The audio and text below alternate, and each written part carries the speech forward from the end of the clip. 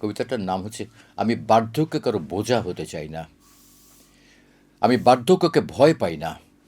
বয়সের সংখ্যা বাড়তে থাকলে আমি অস্বস্তি বোধ করি না। আমার ত্বকের কুঁচকে যাওয়া চুলের রূপালী বর্ণ কিংবা হাঁটুর ব্যথা আমাকে বিব্রত করে না।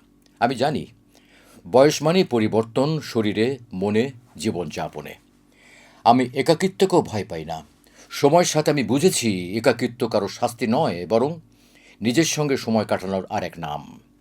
আমি নিঃসঙ্গতার গহ্বরে হারিয়ে যেতে চাই না, বরং একাকিত্বকে বন্ধু করে নিতে চাই। নিজের ভাবনার বিস্তীর্ণ আকাশে উঠতে চাই মুক্ত বিহঙ্গের মতো। কিন্তু কিন্তু একটাই ভয় তাড়া করে ফেরে। আমি যেন কারোর জন্য বোঝা না হয়ে যাই। আমি যেন কারোর জন্য দায়িত্বের ভার হয়ে না দাঁড়াই। কারো জীবনের হিসাব নিকাশে এক অপ্রত্যাশিত সংযোজন হয়ে না থাকি। আমি চাই না কেউ আমাকে শুধুমাত্র করুণার দৃষ্টিতে দেখুক। আমি চাই না আমার দুর্বলতাকে কেউ নিজের আত্মত্যাগের গল্পে পরিণত করুক। আমি চাই না আমার বার্ধক্য কারো কপালের চিন্তার ভাঁজ হয়ে উঠুক।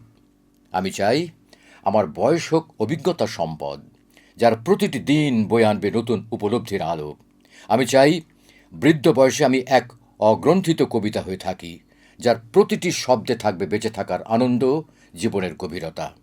আমি চাই আমার শেষ বয়স হোক এক কাপ ধোয়া ওঠা চায়ের মতো, যার প্রতিটি চুমুকে থাকবে অতীতের উষ্ণতা।